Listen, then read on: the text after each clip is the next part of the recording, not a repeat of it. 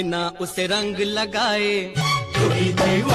संस्कृति से भरा हुआ शहर मिथिला के जो हर एक उत्सव में एक अनोखा है। इस मिथिला में होली का भी धर्म, संस्कृति और एकता का पर्व है।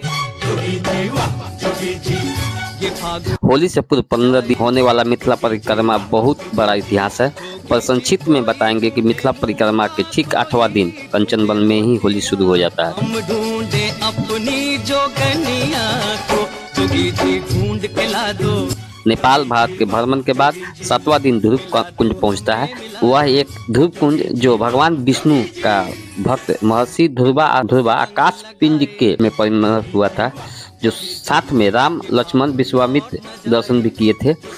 यह वह कंचन वन है जहां राम सीता पहली बार होली खेले थे। मैं इसी कंचन वन में आपको होली का मैं अभी पहुंचा हूं।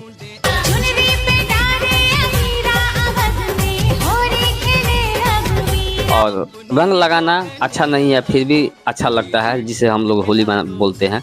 होली एक दूसरे को रंग लगाना, अबीर लगाना, मिठाई, विशेष भोजन कराना होली का एक विशेष महत्व है। जो मिथिला के संस्कृति कला कांड से भरा हुआ एक मिथिला परिक्रमा है, जिसे मनाने वाले सभी बहुत ही खुश महसूस करते हैं। तो मैं मिथिला परिक्रमा का भी विशेष वीडियो इस चैनल के मार्फत से डालूंगा।